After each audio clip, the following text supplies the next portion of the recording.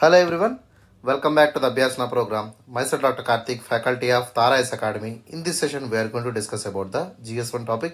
So ఈ రోజు మన అభ్యాసన ప్రోగ్రామ్ షెడ్యూల్ ప్రకారం చూసినట్టయితే మన టైం టేబుల్లో ఉన్నటువంటి అంశం ఏంటమా, that is the GS1 topic. So ఈ యొక్క GS1 టాపిక్ని ఇన్ డీటెయిల్గా మనం అభ్యాసన ప్రోగ్రామ్ ద్వారా డిస్కస్ చేద్దాము. So before starting the session of Abhyasana, let us know about the program details. ఒకసారి ప్రోగ్రామ్ని ఇన్ డీటెయిల్గా చూద్దాము.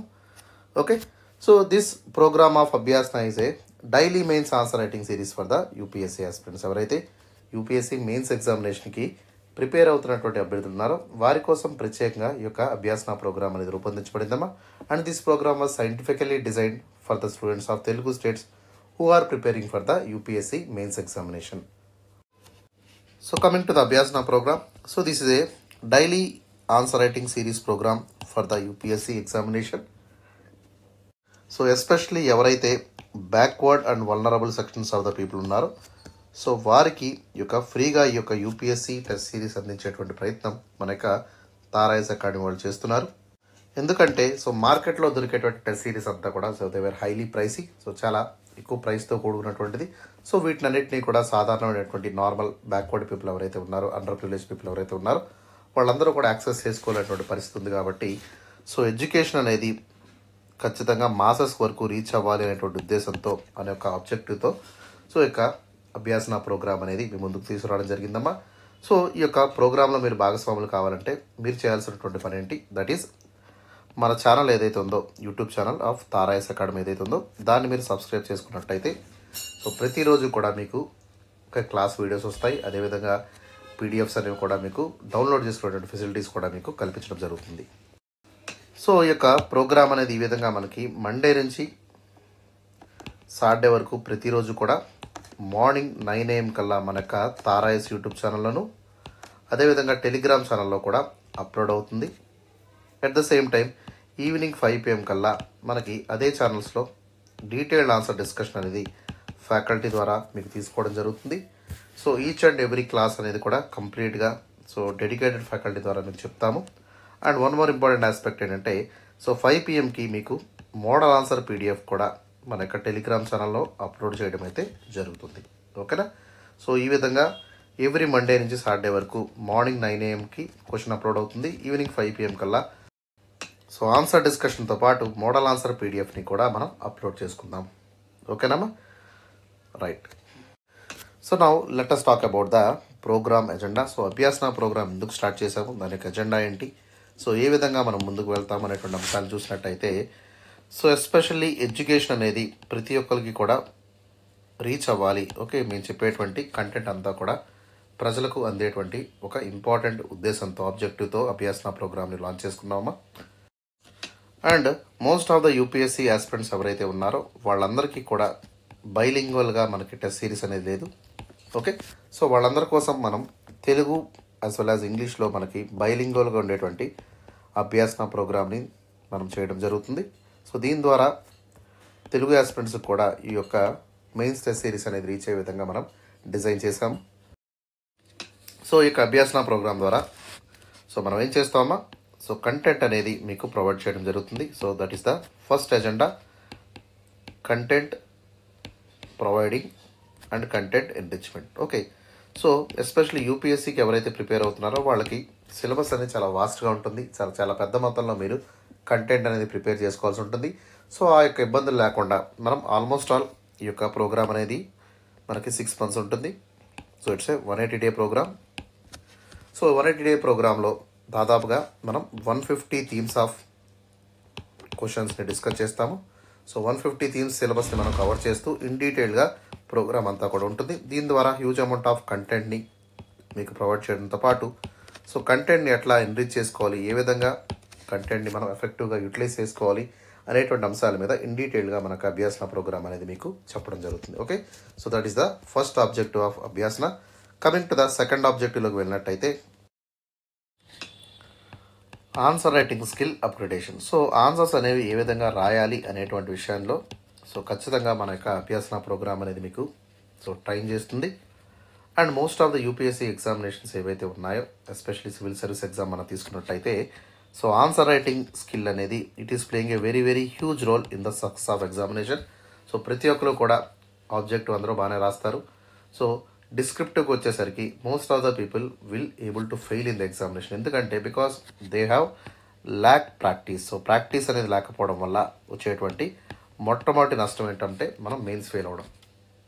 సో రెగ్యులర్గా హ్యాబిట్యూట్ చేస్తూ ఓకే సో ఒక పక్కా ప్రణాళికతో ముందుకు వెళ్ళినట్టయితే ఖచ్చితంగా మనం మెయిన్స్ని ఈజీగా క్లియర్ చేసేటువంటి అవకాశం మనకి ఉంటుంది. ఓకే సో దానికోసమే మన అభ్యాసన ప్రోగ్రామ్ అనేది it's a planned program for the. So ఈ ప్రోగ్రామ్ ద్వారా ప్రతిరోజు కూడా మీరు ఆన్సర్స్ రాసేటువంటి సో ఇంపార్టెంట్ టాస్క్ని మేము ఇవ్వడం జరుగుతుంది. సో దాని ద్వారా మీరు ఆన్సర్స్ రాస్తూ సెల్ఫ్ ఎవాల్యుయేట్ చేసుకునేటువంటి అవకాశం కూడా మీకు కల్పిస్తున్నాం by providing the model answers as well as the answer discussion. Okay suppose మనకి ఇచ్చినటువంటి క్వశ్చన్స్ మనం తీసుకున్నట్టయితే సో జిఎస్ పేపర్ మనం తీసుకుందాం. సో జిఎస్ పేపర్లో మనకి 20 ప్రశ్నలు ఉంటాయమ్మా. సో ఇందులో 10 మార్కుల క్వశ్చన్స్ ఉంటాయి, 15 మార్కుల క్వశ్చన్స్ ఉంటాయి. ఓకే సో ఈ విధంగా మనకి జిఎస్ పేపర్ ఉంటుంది. అన్ని క్వశ్చన్స్ని మనం అటెంప్ట్ చేయాల్సి ఉంటుంది. అట్ ద సేమ్ టైం మనకి సో ప్రతి ఒక్క టాపిక్కి కూడా ఎస్పెషలీ జనరల్ ఎస్ఏ టాపిక్ తీసుకున్నట్టయితే సో దీంట్లో కూడా మనకి ఆల్మోస్ట్ ఆల్ 8 ఎస్ఎస్ ఇస్తారు. దీంట్లోంచి 2 క్వశ్చన్లు మనం పిక్ చేసుకొని ఆన్సర్ రాయాల్సి ఉంటుంది. ఓకే సో మనకి ఇచ్చినటువంటి క్వశ్చన్ ఏంటి, సో క్వశ్చన్లో ఉన్నటువంటి కీవర్డ్స్ ఏంటి, క్వశ్చన్లో ఏవైతే నెరేటివ్స్ అడుగుతున్నారు. ఓకే ఎగ్జాంపుల్ మనకి కామెంట్ అంటే ఏంటి, డిస్కస్ అంటే ఏంటి, ఇలాబరేట్ అంటే ఏంటి, ఓకే అదేవిధంగా ఎక్స్ప్లెయిన్ అంటే ఏంటి, సబ్స్టాన్షియేట్ అంటే ఏంటి, ఇట్లాంటి టర్మినాలజీని ఎక్కువగా యూటిలైజ్ చేస్తూ ఉంటారు. సో వాటి యొక్క మీనింగ్స్తో పాటు ఎట్లా రాయాలి అనేటువంటి అప్రోచ్ని కూడా ఇన్ డీటెయిల్గా మన ప్రోగ్రామ్ ద్వారా డిస్కస్ చేద్దాము. అండ్ ఫైనల్లీ సో క్వశ్చన్ని సింగిల్ క్వశ్చన్గా అడుగుతున్నారా, మల్టిపుల్ క్వశ్చన్స్గా అడుగుతున్నారా, డిమాండ్ ఆఫ్ ద క్వశ్చన్ ఏంటి అనేటువంటి అంశాలను కూడా మనం ఇన్ డీటెయిల్గా తెలుసుకోవాల్సి ఉంటుందమ్మా. ఓకేనా. And coming to the body of the ఆన్సర్లోకి వెళ్ళినట్టయితే సో ఇక ఆన్సర్ని ఎట్లా అప్రోచ్ అవ్వాలి అనేటువంటి విషయాన్ని మనం తెలుసుకోవాలి. సో ఇంట్రడక్షన్ని ఎట్లా రాయాలి, బాడీ ఆఫ్ ద ఆన్సర్ని ఎట్లా ప్రజెంట్ చేయాలి, అండ్ కన్క్లూజన్ని ఎట్లా ఇవ్వాలి అనేటువంటి అంశాల మీద మనం సో కంప్లీట్గా ఆస్పిరెంట్స్కి ఫుల్ గైడెన్స్ అనేది ప్రొవైడ్ చేయడం జరుగుతుందమ్మా. సపోజ్ మనకి ఇంట్రడక్షన్ ఉందనుకోండి. సో ఇంట్రడక్షన్ని మనం ఎట్లా సింపుల్గా రాయాలి అనేటువంటి విషయాన్ని మనం నేర్చుకోవాలి. So introduction should be always simple, brief and crispy. ఓకేనా. సో అట్లీస్ట్ మీరు 3 to 4 లైన్స్ వరకు ఇంట్రడక్షన్ రాయొచ్చు. సో క్వశ్చన్లు ఏవైతే కీవర్డ్స్ ఉన్నాయో దానికి అనుగుణంగా డిమాండ్ ఆఫ్ ద క్వశ్చన్ తగ్గట్టుగా మనం ఆన్సర్ని అయితే ఇంట్రడక్షన్లో ప్రొవైడ్ చేయాల్సి ఉంటుంది. So mostly the theme of the or agenda of the question will be the introduction part. ఓకేనా. సో ఈ విధంగా మీరు బ్రీఫ్గా రాసేటువంటి ప్రయత్నం చేయండి. ఓకే సో ఎక్కడా కూడా మీరు జాగ్రత్తలు యూటిలైజ్ చేసుకోకుండా సింపుల్గా ఉండేటువంటి ప్రయత్నమే మీరు చేయాల్సి ఉంటుంది. And coming to the body of the ఆన్సర్లోకి వెళ్ళినట్టయితే సో ఖచ్చితంగా మనం ఆన్సర్ని స్ట్రక్చర్ చేసుకోవాలి. ఓకే సో పాయింట్ వైజ్ అనేవి జనరల్ స్టడీస్ క్వశ్చన్స్లో జనరల్గా ప్రిఫర్ చేస్తాము. ఓకే పారాగ్రాఫ్ ఫార్మాట్ని మనం జనరల్ ఎస్ఏ టాపిక్లో ప్రిఫర్ చేయడం జరుగుతుంది. సో ఈ విధంగా ఏ క్వశ్చన్కి ఎట్లా రాయాలనేటువంటి అంశాన్ని కూడా మనం తెలుసుకుందాము. And later on value addition అనేది very very important. So value ఎడిషన్ని మెయింటైన్ చేయాలి, టోన్ ఆఫ్ ద ఆన్సర్ని మనం మెయింటైన్ చేయాల్సి ఉంటుంది. సో వాల్యూ ఎడిషన్ ఎట్లా చేస్తామా, some kind of anecdotes okay లేదా quotes, diagrams, flow charts okay ఇట్లాంటివన్నిటిని యూటిలైజ్ చేస్తూ మనం ఆన్సర్ యొక్క క్వాలిటీని ఎన్హాన్స్ చేసేటువంటి అవకాశం ఉంటుంది by providing the value addition to it. ఓకేనా. And coming to the conclusion ఆస్పెక్ట్లోకి వెళ్ళినట్టయితే సో కన్క్లూజన్ ఎట్లా ఉండాలమ్మా. So conclusion should be always positive. So పాజిటివ్గా, ప్రామిసింగ్గా, అదేవిధంగా ప్రోగ్రెసివ్గా ఉండే విధంగా కన్క్లూజన్స్ రాయాల్సి ఉంటుంది. అండ్ దాంతోపాటు మొత్తం టాపిక్ని అంతా కూడా సమరైజ్ చేస్తూ ఓకే కాంప్రహెన్సివ్గా మీరు కన్క్లూజన్ని ప్రొవైడ్ చేసేటువంటి అలవాటు చేసుకోండి. సో కన్క్లూజన్ కూడా మీరు 3 to 4 లైన్స్ అంటే 30 పదాల్లోపే కన్క్లూజన్ కన్ఫైన్ అయ్యేట్టు మీరు ప్లాన్ చేసుకోవాల్సి ఉంటుందన్న. ఓకేనా. సో ఈ విధంగా మన యొక్క ఆన్సర్ రైటింగ్ స్కిల్ అనేది ఇంప్రూవ్ చేసుకునే విధంగా మొత్తం ప్రోగ్రామ్ అంతా కూడా మీకు హెల్ప్ అవుతుంది. Okay. And coming to the next important agenda of the program that is the time management. So time management స్కిల్స్ని ఎంత ఎఫెక్టివ్గా ఎంత ఎఫిషియెంట్గా యూటిలైజ్ చేసుకోవాలి అనేటువంటిది so very very important task అమ్మా. సో టైంని ఎంత ఎఫెక్టివ్గా వాడడం మొదలుపెట్టినట్టయితే ఖచ్చితంగా మనకి రిజల్ట్స్ అనేవి కనబడతాయి. Okay. So you will able to get the tone of the UPSC. So యూపీఎస్సీని మీరు అర్థం చేసుకుంటూ అవుతుంది.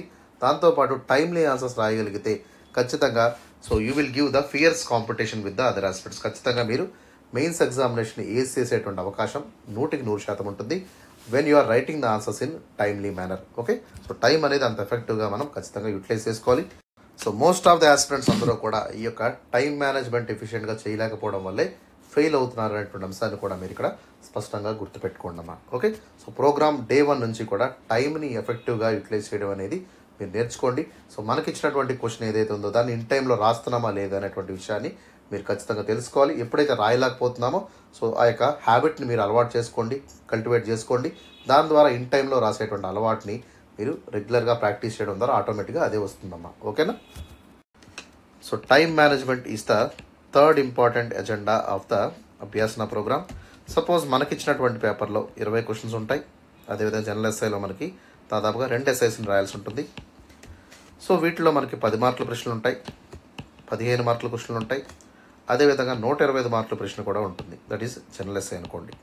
ఓకే, సో ఇవి మనం తీసుకున్నప్పుడు సో 10 మార్కర్స్ని మనం ఎట్లా రాయాలంటే సో 150 వర్డ్ లిమిట్లో మనం 10 మార్కర్స్ రాయాల్సి ఉంటుంది. 15 మార్కర్స్ మనం 250 వర్డ్ లిమిట్లో మెన్షన్ చేయాలి. అండ్ 125 మార్క్స్ జనరల్ ఎస్ఐ టాపిక్ని మనం తీసుకున్నట్టయితే దాదాపుగా యూపీఎస్సీ మెన్షన్ చేసినటువంటి వర్డ్ లిమిట్ ఎంతమా, that is. So at the same time మనకి సో అట్లీస్ట్ మీ నుంచి యూపీఎస్సీ 2 పేజీల ఆన్సర్ని ఎక్స్పెక్ట్ చేస్తుంది. అండ్ 15 మార్కర్ క్వశ్చన్లోకి వెళ్తే మీ నుంచి 3 పేజీల ఆన్సర్ని యూపీఎస్సీ కోరుకుంటుంది.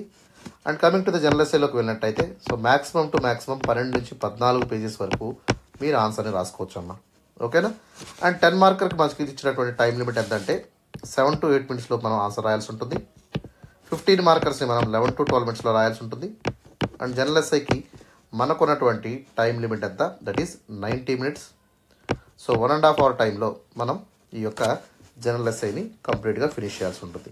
ఓకే, సో ఈ విధంగా 10 మార్కర్స్కి ఎంత టైంలో, 15 మార్కర్స్కి ఎంత టైంలో, జనరల్ ఎస్ఐని ఎంత టైంలో రాయాలనేటువంటి ఆస్పెక్ట్స్ అన్నింటినీ కూడా మనం అభ్యాసన ప్రోగ్రామ్ ద్వారా నేర్చుకుందాం.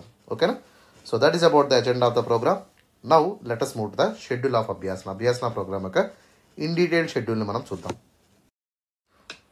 So let us see the schedule of అభ్యాసన. So ఈ యొక్క అభ్యాసన షెడ్యూల్ మనం తీసుకున్నట్టయితే సో ప్రోగ్రామ్ అనేది మనకి మండే నుంచి స్టార్ట్ అవుతుందమ్మా. సో మండే నుంచి సాటర్డే వరకు ప్రతిరోజు కూడా మార్నింగ్ 9 AM కల్లా క్వశ్చన్ అప్లోడ్ అవుతుంది. ఈవినింగ్ 5 PM కల్లా ఆన్సర్స్ అనేవి డిస్కస్ చేయడం జరుగుతుంది. ఆల్రెడీ మనం చెప్పుకున్నాం. Okay, so coming to the day 1 schedule of అభ్యాసనలోకి వెళ్ళినట్టయితే so first day will be on Monday. So సోమవారం మనం GS1 పేపర్ని డిస్కస్ చేయడం జరుగుతుంది. సో టాపిక్స్లోకి వెళ్ళినట్టయితే దీంట్లో 6 టాపిక్స్ ఉంటాయమ్మా. So first topic is Indian history. Second topic వచ్చేసి world history. Third topic is post independence consolidation of India. Fourth topic వచ్చేసి Indian society. Fifth topic is art and culture. And the last topic is India and world geography. మొత్తం 6 టాపిక్స్ని week by week మనం in డీటెయిల్గా అభ్యాసన ప్రోగ్రాంలో day 1 సెషన్లో discuss చేయడం జరుగుతుంది. ఓకేనా? And coming to the day 2 session of అభ్యాసన. So day 2 session will be on Tuesday. So ట్యూస్డేన మనం GS2 పేపర్ని డిస్కస్ చేస్తాము. సో GS2 పేపర్లోకి వెళ్ళినట్టయితే దీంట్లో మనకి 4 సబ్ టాపిక్స్ ఉన్నాయమ్మా. So first topic is Indian polity. Second topic is governance. Third topic is social justice. And the fourth topic is international relations. మొత్తం 4 టాపిక్స్ని ఇన్ డీటెయిల్గా మనం డే 2 సెషన్ ఆఫ్ అభ్యాసనలో డిస్కస్ చేద్దాం. And coming to the day 3 session of అభ్యాసన. So 3వ రోజు Abhyasana program తీసుకున్నట్టయితే that will be on Wednesday. So Wednesday మనం GS3 టాపిక్ని ఇన్ డీటెయిల్గా డిస్కస్ చేద్దాము. దీంట్లో మనకి 6 టాపిక్స్ ఉంటాయమ్మా. సో ఫస్ట్ టాపిక్ వచ్చేసి Indian economy. Second topic is so రెండో టాపిక్ వచ్చేసి మనకి science and technology. Third topic is environment. Fourth topic is disaster management. Fifth topic is internal security. And the last topic is agriculture. So మొత్తం 6 టాపిక్స్ని in డీటెయిల్గా మనం day 3 session of అభ్యాసనలో week by week discuss చేయడం జరుగుతుంది. ఓకేనా? And coming to the day 4 session of అభ్యాసన. So day 4 session will be on Thursday. గురువారం మనం GS4 టాపిక్ని ఇన్ డీటెయిల్గా డిస్కస్ చేద్దాము. సో ఈరోజు మనం స్పెషల్ సెషన్ అయితే తీసుకోవడం జరుగుతుంది regarding the GS4 topic. And టాపిక్స్లోకి వెళ్ళినట్టయితే మనకు ఉన్నటువంటి టాపిక్స్ ఏంటమ్మా? Ethics, integrity and aptitude. మొత్తం 3 టాపిక్స్ని ఇన్ డీటెయిల్గా కాన్సెప్చువల్గాను అదేవిధంగా కేస్ స్టడీస్ పరంగా కూడా మనం డిస్కస్ చేద్దాం. సో ఈ విధంగా సిలబస్ అంతా కూడా కాంప్రహెన్సివ్గా మనం కవర్ చేస్తూ ప్రోగ్రామ్ అయితే ముందుకు తీసుకువెళ్దాం. Okay, so that is about the day 4 session of అభ్యాసన regarding the GS4 topic. And coming to the next session, that will be the day 5 session of అభ్యాసన. So day 5 session మనం తీసుకున్నట్లయితే, so day 5 session will be on the Friday.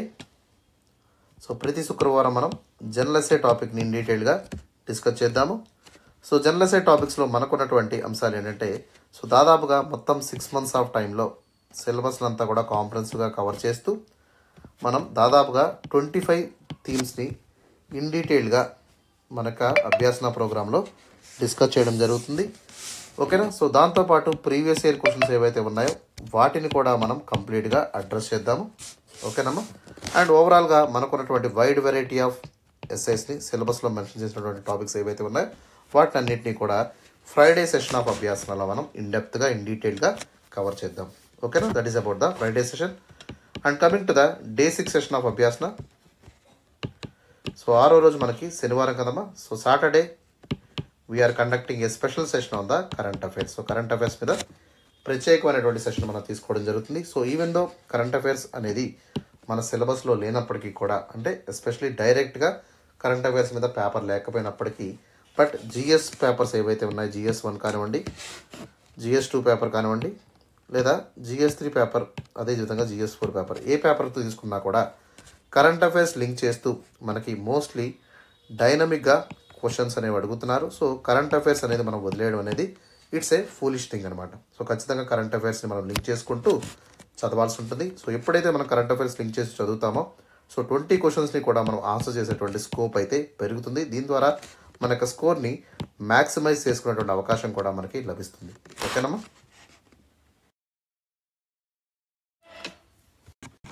So current అఫైర్స్ని మనం ఎట్లా cover చేయాలి, దీనికి ఒక daily plan అనేది వేసుకోవాలమ్మా. So రెగ్యులర్గా మీరు చదవాల్సి ఉంటుంది. కరెంట్ అఫైర్స్ ఎప్పుడు కూడా బల్కీగా ఒక్కసారి మొత్తం మీరంతా కరెంట్ అఫైర్స్ చదివేటువంటి ట్రెండ్ అనేది, so that is very very outdated. So అట్లా మీకు పనికిరాదు. So UPSC wants you to read the paper everyday. So ప్రతిరోజు కూడా మీరు డైలీ హిందీ న్యూస్ పేపర్ని అట్లీస్ట్, సో మార్నింగ్ 8 AM లేచారనుకోండి, సో 8 to 8:30 కల్లా ఇన్ డీటెయిల్గా హిందూ న్యూస్ పేపర్ని మీరు ఉన్నటువంటి ఎడిటోరియల్స్ కానివ్వండి, ఇంపార్టెంట్ థీమ్స్ ఏవైతే ఉంటాయో సో వాటినన్నింటినీ కవర్ చేస్తూ మీరు న్యూస్ పేపర్ని చదవండి. At the same time so దీనికి సంబంధించినటువంటి నోట్స్ను కూడా మీరు రాసుకున్నట్టయితే the notes will be very much helpful in the final stages. So final stage of ఎగ్జామ్లో ఈ యొక్క కరెంట్ అఫైర్స్ నోట్స్ అనేది చాలా చాలా వైటల్గా మారుతుంది. So one of the important role ఇది ప్లే చేస్తుంది అనమాట.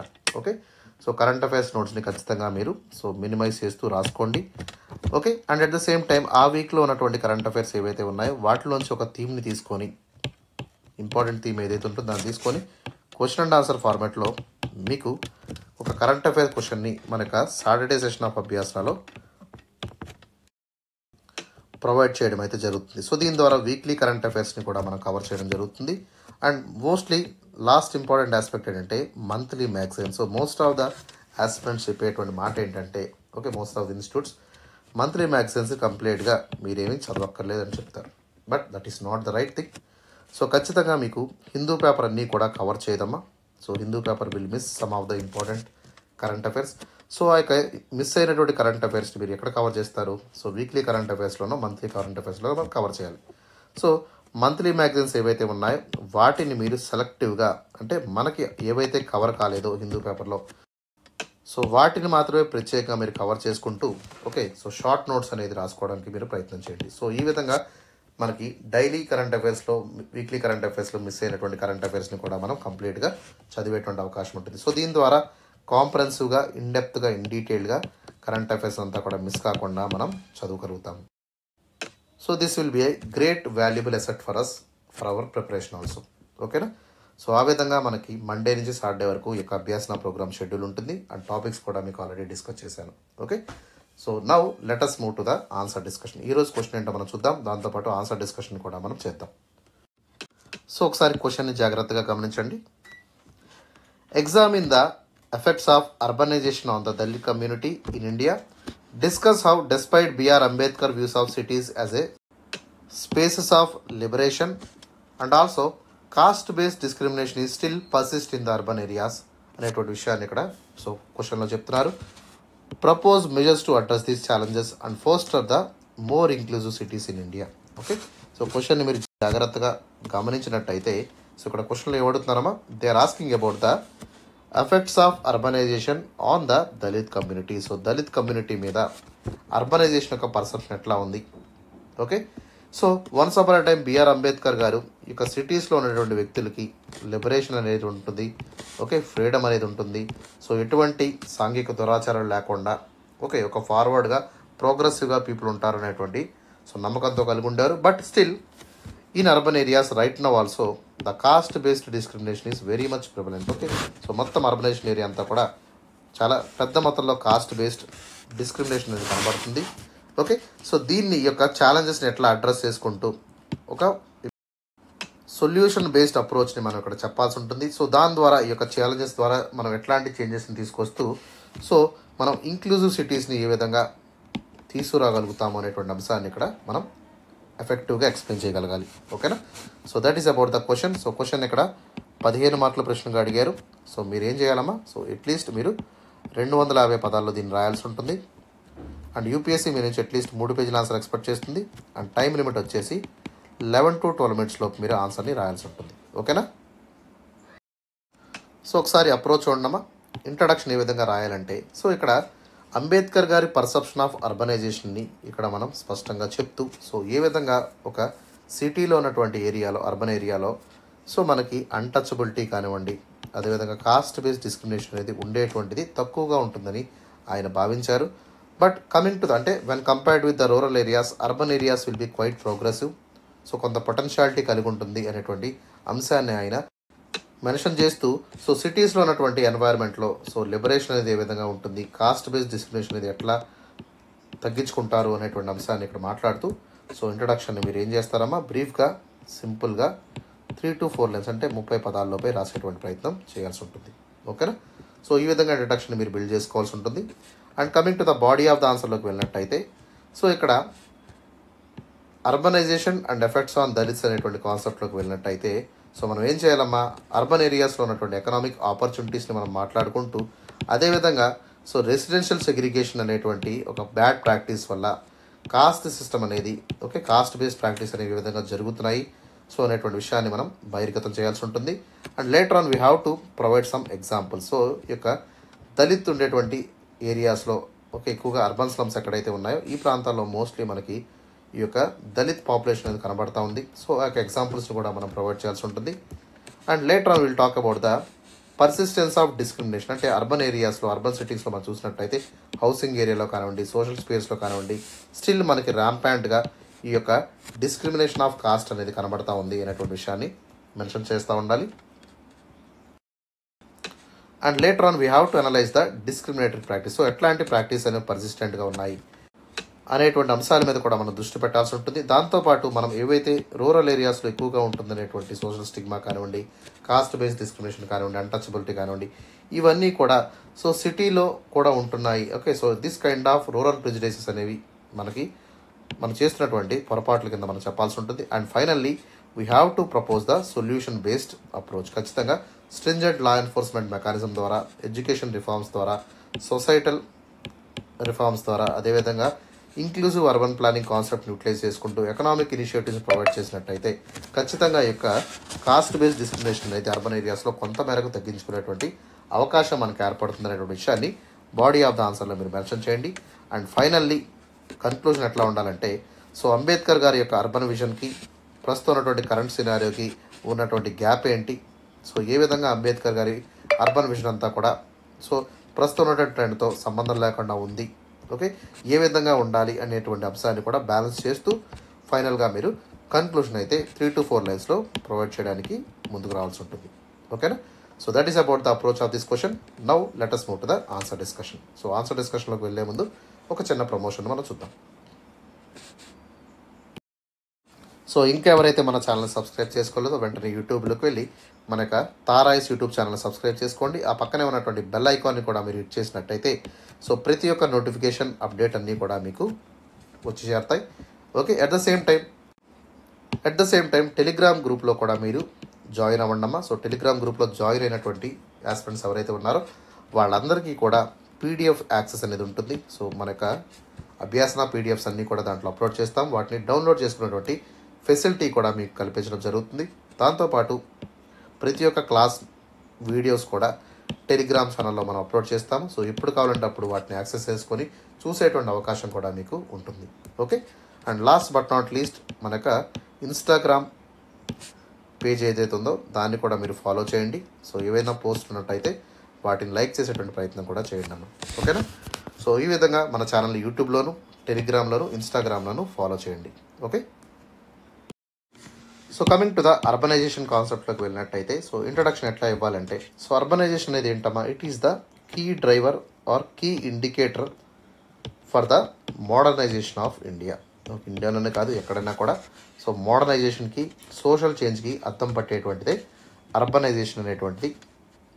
సో అట్లాంటి ఒక విజనే బిఆర్ అంబేద్కర్ గారికి ఉండడం జరిగింది. సో ఆయన 1950s ఆయన వ్యూ ఏంటంటే సో ఎప్పుడైతే ఇండియా అనేది రూరల్ ఏరియాస్ నుంచి అర్బన్ ఏరియాస్ కింద ట్రాన్స్ఫార్మ్ అయినప్పుడు ఆటోమేటిక్గా ఇండియాలో ఉన్నటువంటి సో అన్టచబిలిటీ కానివ్వండి, కాస్ట్ డిస్క్రిమినేషన్ కానివ్వండి, ఓకే, అదేవిధంగా జెండర్ బయాస్నెస్ కానివ్వండి, ఇట్లాంటివన్నీ కూడా సో సోషల్ ఈవిల్స్ ఏవైతే ఉన్నాయో వాటినన్నింటినీ కూడా డైల్యూట్ చేయొచ్చు. ఓకే, సో ఒక రోబస్ట్ సొసైటీ అనేది డెవలప్ అవుతుంది అర్బన్ ఏరియాస్లో అని ఆయన భావించారు. So he was especially a strong advocate of Dalit rights and viewed as urbanization అనేది ఒక దళిత్ వేని వీకెండ్ చేసేటువంటి ఒక ఇంపార్టెంట్ టాస్క్ కింద, ఇంపార్టెంట్ ఫినామినన్ కింద ఆయన భావించారు. సో ఎస్పెషల్లీ దళిత్స్ అనేవాళ్ళు రూరల్ ఏరియాస్లో చాలా అప్రెసివ్గా ఉంటారు. వాళ్ళు రూరల్ ఏరియాలో కాస్ట్ హైరార్కీస్ అనేవి చాలా రిజిడ్గా ఉంటాయని చెప్పి ఆయన భావించడం జరిగింది. But right now the reality ఏంటంటే సో అర్బన్ ఏరియాస్లో ఉన్నటువంటి పీపుల్ ఎవరైతే ఉన్నారో so they were very very diverge from this vision. ఈ యొక్క అంబేద్కర్ గారి విజన్ నుంచి వాళ్ళు చాలా దూరంగా ఉన్నారు. సో ప్రస్తుతం కూడా అర్బన్ ఏరియాస్లో రూరల్ ఏరియాస్ కంటే కూడా కాస్ట్ బేస్డ్ డిస్క్రిమినేషన్ అనేది ఫర్దర్గా ఇవాల్వ్ అయింది. సో అదేవిధంగా సిటీస్లో ఈ యొక్క కాస్ట్ బేస్డ్ డిస్క్రిమినేషన్ అనేది కొత్త ఫామ్లో, కొత్త న్యూ కైండ్ ఆఫ్ ట్రెండ్లో ఇది అమలవుతుంది, జరుగుతుంది అనేటువంటి విషయాన్ని ఇక్కడ ఇంట్రడక్షన్ ద్వారా మనం చెప్పాల్సి ఉంటుంది. ఓకేనా? అంటే ఏంటి, అంబేద్కర్ వారి వ్యూస్ ఏవైతే ఉన్నాయో వాటికి కాంట్రరీగా అర్బనైజేషన్లో కూడా మనకి కాస్ట్ డిస్క్రిమినేషన్ జరుగుతుంది, అన్టచబిలిటీ అనేది జరుగుతుంది, అబ్యూజ్ అనేది జరుగుతుంది. ఓకే, అదేవిధంగా షెడ్యూల్ కాస్ట్ పీపుల్ మీద, దళిత్ పీపుల్ మీద అట్రాసిటీస్ అనేది జరుగుతున్నాయి అనేటువంటిది మనం చెప్పాల్సి ఉంటుంది. సో ఇదంతా కూడా ఓల్డ్ కైండ్ ఆఫ్ ట్రెడిషనల్ ఫ్యాషన్లో కాకుండా కొత్త ట్రెండ్స్లో ఈ యొక్క డిస్క్రిమినేషన్ అనేది జరుగుతుంది అనేటువంటి అంశాన్ని ఇంట్రడక్షన్ ద్వారా మనం 3 to 4 లైన్స్లో క్లుప్తంగా చెప్పేటువంటి ప్రయత్నం అయితే చేయాల్సి ఉంటుంది. ఓకేనా? And coming to the body of the ఆన్సర్లోకి వెళ్ళినట్టయితే సో ఏ విధంగా అర్బనైజేషన్ ఇంపాక్ట్ అనేది దళిత్ కమ్యూనిటీ మీద ఉంటుంది అనేటువంటి విషయాన్ని చూద్దాం. సో అర్బనైజేషన్ వల్ల మనకి దళిత్ కమ్యూనిటీ మీద కంప్లీట్గా నెగిటివ్ ఒపీనియన్ అయితే లేదు. So there will be mixed results of opinion అనేది మనకు కనబడతా ఉంది. So one side of the కాయిన్లో మనం తీసుకున్నట్టయితే సిటీ వల్ల ఏమవుతుందమ్మా, అనానిమిటీ అనేది ఉంటుంది. అంటే సో ఎవరికి వాళ్ళు దూరంగా ఉండడం జరుగుతుంది. సో ఎక్కడా కూడా సెగ్రిగేషన్ అనేది కనబడదు. ఓకే, సో దీని ద్వారా వీళ్ళు ఎక్కడే ఉన్నారు, ఎక్కడే కాన్సన్ట్రేట్ అయ్యారు అనేటువంటి సో పరిస్థితి అయితే ఇక్కడ ఉండేటువంటి అవకాశమే లేదు. సో దాంతోపాటు ఎకనామిక్ ఆపర్చునిటీస్ అనేవి ఉంటాయి.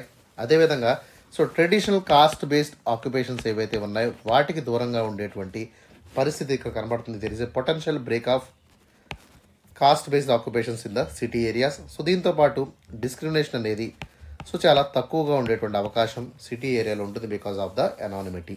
ఓకే, అంటే ఇక్కడ ఓవరాల్గా మనం చూసినట్టయితే సో రూరల్ ఏరియాస్లో ఉన్నటువంటి డిస్క్రిమినేషన్ అంతా కూడా, అంటే సెగ్రిగేషన్ అంతా కూడా రూరల్ ఏరియాస్లో ఉంటుంది. ఒక పక్క యొక్క ఎక్కువగా హైరార్కీ ఉంటారు, హైరార్కికల్ స్టాటాలో ఉన్నటువంటి అప్పర్ కాస్ట్ పీపుల్ ఉంటారు.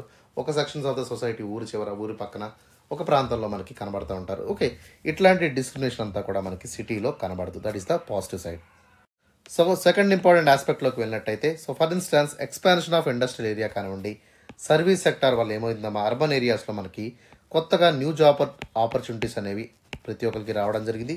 దీంతో పాటు దళిత్స్ కూడా పెద్ద మొత్తంలో జాబ్ ఆపర్చునిటీస్ అనేవి మనకి ఈ యొక్క సర్వీస్ సెక్టర్ రంగంలో కానివ్వండి, ఇండస్ట్రియల్ రంగంలో కానివ్వండి మనకి రావడం జరిగింది. సో దీనివల్ల ఏమైందమ్మా, సిటీ ఏరియాలో మనకి ఈ యొక్క డిస్క్రిమినేషన్ అనేది కొంతమేరకు తగ్గేటువంటి అవకాశం ఉంది. అండ్ హిస్టారికల్గా మనం చూసుకున్నట్టయితే సో మోస్ట్లీ ఈ యొక్క దళిత్స్ అనేవాళ్ళు so they were confine to the menial work. అంటే ఏంటమ్మా, సో మోస్ట్లీ వీళ్ళు ఈ పని మాత్రమే చేయాలి, అంటే సో పారిశుద్ధ్యం కానివ్వండి, లేదా క్లీన్లీనెస్ కానివ్వండి, లేదా స్కావెంజింగ్ కానివ్వండి, ఇట్లాంటి పనులు మాత్రమే చేసేటువంటి పరిస్థితి ఉండేది. అట్లా రాకుండా సో ఈ యొక్క ఇండస్ట్రియల్ ఎక్స్పాన్షన్ వల్ల, సర్వీస్ సెక్టర్ రంగం వల్ల వీళ్ళకి ఎంప్లాయ్మెంట్ ఆపర్చునిటీస్ అని డైవర్సిఫై అయ్యాయి. ట్రెడిషనల్గా ఉండేటువంటి వర్క్ కాస్త వీళ్ళు మానివేయడం జరిగింది. Okay. And third important positive aspect ఏంటంటే, సో అర్బన్ ఎన్వైర్న్మెంట్లో ఎవరైతే ఉన్నామో వీళ్ళందరూ కూడా ఏం చేస్తున్నామా, సో కాస్ట్ బేస్ ఎక్స్క్లూషన్స్ అనేవి చాలా తక్కువగా మనకు కనబడుతూ ఉంటాయి. ఓకే, ఈక్వాలిటీ అనేది, దాంతోపాటు ఈక్వల్ ఆపర్చునిటీస్ అనేవి కూడా సో సిటీ ఏరియాలో మనకి సర్వసాధారణంగా కనబడతాయి. సో దీని ద్వారా సో కాస్ట్ బేస్ ఎక్స్క్లూషన్స్ అనేవి కూడా ఇక్కడ పెద్దగా కనబడేటువంటి పరిస్థితి అయితే ఇక్కడ ఉండదన్నమాట. But there is a harsh reality, that is residential segregation అనేది సో కొంత ఏరియాస్లో మనకి సిటీస్లో కనబడుతూ ఉంటుంది. సో ఇక్కడ ఏం చేస్తారమ్మా, Dalits were offer to live in the less desirable area of neighbourhoods or slums. అంటే సో వీధి చివర ఉండేటువంటి పరిస్థితి లేదా ఊరు చివర ఉండేటువంటి పరిస్థితి కొన్ని ఏరియాస్లో మనకి Dalits were forced to do that అనమాట. And there was a study made by the Indian Institute of Dalit studies అనేటువంటిది సో న్యూఢిల్లీలో మనకి ఉంది. సో దీని ద్వారా మనకి రివీల్ అయినటువంటి డేటా ఏంటమ్మా, 50% of the slum population in Delhi కానివ్వండి, ముంబై కానివ్వండి, అదర్ మెట్రోపాలిటన్ సిటీస్లో ఎవరైతే ఉన్నారో సో వీళ్ళందరూ కూడా they were belong to the Dalit group. And also mostly they will be the marginalized and under privilege sections of the society. So ఈ యొక్క డేటా మనకి ఏం చెప్తుంది, it is indicating that systematic pattern of spatial segregation అనేది so mostly outside the city ఏరియాలో caste basis మీద depend అయి ఉంది అనేటువంటి విషయాన్ని ఇక్కడ స్పష్టంగా మనం అర్థం చేసుకోవాల్సి ఉంటుంది. And coming to the next important aspect ఏంటంటే, so persistence of caste based discrimination in the urban area. So urban areas caste based discrimination అనేది పర్సిస్టెంట్గా ఉండడానికి కారణం ఏంటి? సో అంబేద్కర్ గారు ఇనీషియల్గా నమ్మినటువంటి విషయం ఏంటంటే, సో ఆయన అనుకున్నటువంటి విషయం ఏంటమ్మా, అర్బనైజేషన్ వల్ల సో జనాలందరిలో రేషనల్ ఐడియాస్ పెరుగుతాయి, ట్రాన్స్ఫర్మేషన్ పెరుగుతుంది, ఎడ్యుకేట్ అవుతారు. సో దీని ద్వారా మార్జినలైజేషన్ అనేది తగ్గుతుంది అనేటువంటి భావనలో ఆయన ఉండేవారు. సో కానీ ప్రస్తుతం ఉన్నటువంటి పరిస్థితి మనం చూసుకున్నట్టయితే పూర్తిగా భిన్నంగా మనకు కనబడుతుంది. సో కాస్ట్ బేస్డ్ డిస్క్రిమినేషన్ అనేది ఫర్దర్గా ఇండియాలో అదేవిధంగా సిటీస్లో మనకి ఎక్కువగా కంటిన్యూ అవుతుంది. ఎస్పెషల్లీ సో కొన్ని డిఫరెంట్ ఫామ్స్లో, డైరెక్ట్ ఫామ్స్లో కాకపోయినా డిఫరెంట్ ఫామ్స్లో ఇది నడుస్తుంది అనేటువంటి విషయాన్ని ఇక్కడ స్పష్టంగా మనం చెప్పొచ్చు. సో అవి ఏ విధంగా ఉంటాయంటే, example discrimination was happened in the form of housing మార్కెట్లో కానివ్వండి. Okay, so Dalits were often struggle to get the rental apartments. అంటే ఎక్కువగా అండర్ ప్రివిలేజ్ పీపుల్ ఎవరైతే ఉన్నారో వాళ్ళకి, మార్జినల్ పీపుల్ ఎవరైతే ఉన్నారో సో అప్పర్ కాస్ట్ వాళ్ళకి హౌసెస్ ఇవ్వడానికి నిరాకరిస్తూ ఉంటారు. So there is so much of struggle regarding the rental homes in the city areas of the Dalit people as well as the marginalize sections of the society. So దీనివల్ల మనకి ఏమవుతుందమ్మా, isolation అనేది ఏర్పడుతుంది. So there is also one more problem, that is the social isolation was completely seen in the education institution. So education institution ఏవైతే ఉన్నాయో వీటిల్లో కూడా reservation basis అనేది మనం చూస్తున్నాము. సో వీటి వల్ల సోషల్ ఐసోలేషన్ అనేది ఏర్పడుతుంది. దాంతోపాటు వర్క్ ప్లేసెస్లో కూడా ఈ కాస్ట్ బేస్డ్ డిస్క్రిమినేషన్ అనేది మనకి కనబడుతుంది. ఎస్పెషలీ దళిత్స్ ఎవరైతే ఉన్నారో they were facing some kind of harassment and ostracism. So ostracism అంటే ఏంటమ్మా, so exclusion or elimination from the గ్రూప్ని మనం ఆస్ట్రాసిజం అంటాం. అంటే వాళ్ళని ఐసోలేట్గా చూస్తూ ఉంటారు, ఎవరితోనూ కలుపుకోరనమాట. So coming to the next important పాయింట్లోకి వెళ్ళినట్టయితే, సో మోస్ట్లీ అర్బన్ ఏరియాస్లో మనకి కాస్ట్ బేస్డ్ డిస్క్రిమినేషన్ కంటిన్యూ అవ్వడానికి కారణం ఏంటమ్మా, సో రూరల్ ఏరియాస్లో ఉన్నటువంటి డీప్ సోషల్ స్టిగ్మాస్, అదేవిధంగా సోషల్ ప్రిజుడిస్ ఏవైతే ఉన్నాయో సో ఇవన్నీ కూడా అర్బన్ ఏరియాస్కి మనకి మైగ్రేట్ అవ్వడం జరుగుతుంది. సో రూరల్ ఏరియాస్ నుంచి అర్బన్ ఏరియాస్కి సోషల్ బిలీఫ్స్ కానివ్వండి, సోషల్ స్టిగ్మాస్ కానివ్వండి, అదేవిధంగా ఐసోలేషన్ ప్రాక్టీసెస్ కానివ్వండి, ఆర్థోడాక్సిటీ కానివ్వండి, అన్టచబిలిటీ కానివ్వండి, ఇవన్నీ కూడా రూరల్ ఏరియాస్ నుంచి సిటీకి రావడం జరుగుతుంది. వీటి వల్ల ఏమవుతుందమ్మా, ఫర్దర్గా కాస్ట్ డిస్క్రిమినేషన్ అనేది అర్బన్ ఏరియాస్లో కూడా మనం ఎక్కువగా చూస్తున్నాము. And last but not least, so మనకి గవర్నమెంట్ సైడ్ నుంచి కూడా ఒక స్ట్రిక్ట్ ఎన్ఫోర్స్మెంట్ కానివ్వండి, అదేవిధంగా రెగ్యులేషన్ కానివ్వండి ఎక్కడ లేకపోవడం వల్ల సో యాంటీ డిస్క్రిమినేషన్ లాస్ అనేవి ఉన్నప్పటికీ కూడా సో దే వేర్ అన్చెక్డ్, అదేవిధంగా అవన్నీ కూడా డైల్యూట్ అయ్యి మనకు కనబడుతున్నాయి. సో వీటి వల్ల ఏమవుతుందో ప్రిజుడైసెస్ ఎక్కడైతే ఉన్నాయో సో వీటి వల్ల ఫర్దర్గా ఈ పీపుల్ అందరూ కూడా ఎఫెక్టివ్ అవుతున్నారు అనేటువంటి విషయాన్ని ఇక్కడ మనం స్పష్టంగా అర్థం చేసుకోవాల్సి ఉంటుంది. ఓకేనా.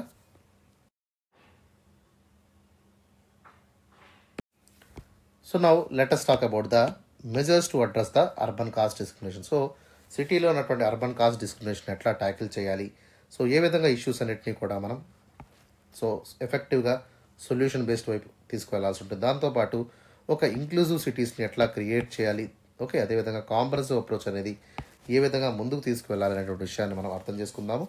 So first one is strengthening the legal works. మనకున్నటువంటి లీగల్ లాస్ అన్నీ కూడా చాలా డైల్యూట్గా ఉంటున్నాయి. సో వాటిని ఫర్దర్గా రోబస్ట్గా స్ట్రాంగర్ ఎన్ఫోర్స్మెంట్ ద్వారా ఏం చేయాలమ్మా, ఎగ్జిస్టింగ్ ఉన్నటువంటి యాంటీ డిస్క్రిమినేటరీ లాస్ని మనం ఎన్హాన్స్ చేయాల్సి ఉంటుంది. ఓకే, అదేవిధంగా అర్బన్ స్పెసిఫిక్ రెగ్యులేషన్స్ని కూడా, అంటే ప్రత్యేకంగా అర్బన్ ఏరియాస్కి ప్రత్యేకమైనటువంటి లాస్ని మనం క్రియేట్ చేయాల్సి ఉంటుంది. సో దీని ద్వారా ఈ యొక్క యూనిక్ ఛాలెంజెస్ ఎవరైతే దళిత్స్ ఫేస్ చేస్తున్నారో సిటీస్లో, వాటినన్నింటినీ కూడా ఎస్పెషల్లీ ఎఫెక్టివ్గా మనం ట్యాకిల్ చేసేటువంటి అవకాశం ఉంటుంది.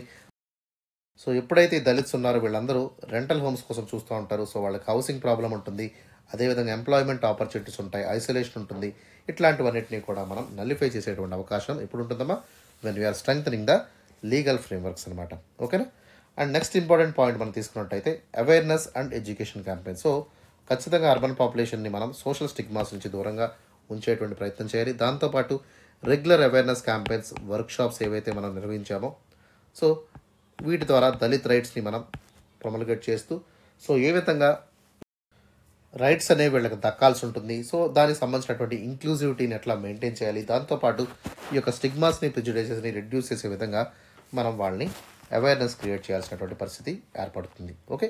అండ్ ఫైనల్లీ దీనికోసం మనం ఏం చేయాలమ్మా, పబ్లిక్ క్యాంపెయిన్స్ కానివ్వండి, కాస్ట్ ఇంటిగ్రేషన్ మెకానిజమ్స్ కానివ్వండి, ఓకే, ఇట్లాంటివన్నింటినీ కూడా అమలు చేయాలి. సో స్కూల్ కరికులంలో కానివ్వండి, ఆఫీసెస్లో కానివ్వండి, అదేవిధంగా పబ్లిక్ ప్లేసెస్లో ఈ యొక్క ఇంటిగ్రేషన్ ఆఫ్ కాస్ట్ ప్రోగ్రామ్స్ని మనం తీసుకొచ్చినట్టయితే దీని ద్వారా కొంత మేరకు ఈ యొక్క కాస్ట్ డిస్క్రిమినేషన్ని తగ్గించేటువంటి అవకాశం మనకి ఏర్పడుతుంది. And coming to the penultimate topic, that is the inclusive urban planning. So urban planning అంతా ఎట్లా ఉండాలమ్మా, it should be smart, it should be comprehensive, sustainable as well as inclusive. అంటే ఏంటి, సో అందరూ కూడా డెవలప్మెంట్లో భాగస్వాములుగా ఉండాలి. సో ఎస్పెషల్లీ హౌసింగ్ కానివ్వండి, ఇమ్యూనిటీస్ కానివ్వండి, సర్వీసెస్ కానివ్వండి, సో ప్రతి ఒక్కరికి కూడా యాక్సెసిబుల్గా ఉండే విధంగా సో ఖచ్చితంగా రెగ్యులేషన్స్ మనం మెయింటైన్ చేయాలి. So regardless of any caste ఇవన్నీ ఫెసిలిటీస్ కూడా ప్రతి ఒక్కరికి దక్కాలి. So we have to maintain the fairness and equal opportunities to everyone. Okay, ఖచ్చితంగా ఒక ఫెయిర్ ల్యాండ్ డిస్ట్రిబ్యూషన్ అనేది సిటీలో జరగాల్సి ఉంటుంది. దాంతోపాటు నైబర్హుడ్స్ని కూడా ఇంటిగ్రేట్ చేసే విధంగా డెవలప్ చేసుకున్నటువంటి అంశాల మీద కూడా వీళ్ళు పరిశీలించుకోవాల్సినటువంటి పరిస్థితి ఉంది. And coming to the last one, that is the economic opportunities. So ఖచ్చితంగా ఎకనామిక్ ఎక్స్క్లూజన్ అనేది కూడా జరుగుతుంది. సోషల్ ఎక్స్క్లూజన్ అనేది వన్ ఆఫ్ ద మేజర్ డ్రాబ్యాక్గా ఉన్నట్టయితే ఎకనామిక్ ఎక్స్క్లూజన్ అనేది కూడా జరుగుతుంది. ఎందుకంటే సో ఎడ్యుకేషన్ అనేది అందరికీ దక్కకపోవడం వల్ల ఈ యొక్క సోషల్ ఎక్స్క్లూజన్తో పాటు ఎకనామిక్ ఎక్స్క్లూజన్ అనేది కూడా ఏర్పడుతుంది. So we have to improve the access of education. అదేవిధంగా వొకేషనల్ ట్రైనింగ్ అనేది కూడా మనకి దళిత్స్కి ఇవ్వాల్సి ఉంటుంది. దాంతోపాటు స్కిల్ డెవలప్మెంట్ ఆపర్చునిటీస్ని కూడా మనం ప్రొవైడ్ చేసినట్టయితే ఈ యొక్క సైకిల్ ఆఫ్ పవర్టీని మనం సక్సెస్ఫుల్గా బ్రేక్ చేసుకోగలుగుతాము. ఎందుకంటే so most of the people ఎవరైతే ఉన్నారో వీళ్ళందరూ ఎకనామికల్గా బ్యాక్వర్డ్గా ఉంటున్నారు, సోషల్లీ ఎక్స్క్లూజన్ అవుతున్నారు. వీళ్ళ వల్ల ఎటువంటి గ్రోత్ అనేది ఉండేటువంటి పరిస్థితి లేదు. సో గ్రోత్ అంతా కూడా స్టాగ్నెంట్గా ఉండిపోవడం వల్ల ఈ యొక్క పవర్టీ సైకిల్ అనేది ఫర్దర్గా జనరేషన్స్ వైజ్ కంటిన్యూ అవుతుంది. Okay, so traditional cost based occupation నుంచి వీళ్ళ రిలయన్స్ అవ్వకుండా వీళ్ళని బయటికి తీసుకొచ్చేటువంటి పరిస్థితి అయితే మనం చూడాల్సి ఉంటుంది. ఓకేనా. సో ఈ విధంగా మన బాడీని అంతా కూడా ఇన్ డీటెయిల్గా డిస్కస్ చేసుకున్నాము. So now let us talk about the conclusion. So కన్క్లూజన్ని మనం డిస్కస్ చేద్దాము. సో మనందరికీ తెలుసు అర్బనైజేషన్ అనేది so obviously it is a kind of rational progressive development in the city area. So ఇక్కడ అంతా కూడా ఎట్లా ఉంటారంటే సో రేషనల్గా ఉంటారు, ప్రామిసింగ్గా ఉంటారు, ప్రొడక్టివ్గా ఆలోచిస్తారు. ఓకే, ఎట్లాంటి డిస్క్రిమినేషన్ని పాటించరు అనుకునేటువంటి పరిస్థితి అంబేద్కర్ విషయంలో మనకు కనబడతా ఉంది. కానీ ప్రస్తుతం ఉన్నటువంటి అర్బనైజేషన్లో సిచ్యువేషన్ అనేది క్వైట్ కాంట్రవర్సీల్గా ఓకే ఆపోజిట్ వేలో మనకు నడుస్తూ ఉంది. ఓకే, సో అర్బనైజేషన్ యొక్క పొటెన్షియాలిటీ మనం తీసుకున్నట్టయితే it has to move in to the potentiality to reduce the cost barriers. So cost barriers ఎక్కడైతే ఉన్నాయో వాటిని తగ్గించుకునే విధంగా అర్బనైజేషన్ అనేది వర్క్ చేయాల్సి ఉంటుంది. దాంతోపాటు సోషల్ మొబిలిటీని, సోషల్ ఇంక్లూజన్ని కూడా ప్రాక్టీస్ చేయాల్సినటువంటి పరిస్థితి ఉంటుంది. అదేవిధంగా ఇంక్లూజివ్ అర్బన్ ప్లానింగ్తో పాటు ఎకనామిక్ ఆపర్చునిటీస్ ఏవైతే ఉన్నాయో వీటన్నిటిని కూడా దళిత్స్కి ఇవ్వడం ద్వారా ఓకే. సో అంబేద్కర్ గారి యొక్క విజన్ అనేది మనం తీసుకురావాల్సి ఉంటుంది. సో కాస్ట్ బేస్డ్ డిస్క్రిమినేషన్ అనేది so even though one of the age old practice అయినప్పటికీ బట్ అర్బన్ ఏరియాస్లో అర్బన్ సెట్టింగ్స్లో కొత్తగా న్యూ ఫార్మ్ ఆఫ్ డిస్క్రిమినేషన్ అనేది ఇక్కడ కంటిన్యూ అవుతుంది. సో దీని ద్వారా ఎవరైతే దళిట్స్ ఉన్నారో మార్జినలైజ్ పీపుల్ ఉన్నారో వాళ్ళు ఫర్దర్గా స్క్రూ చేయబడుతున్నారు.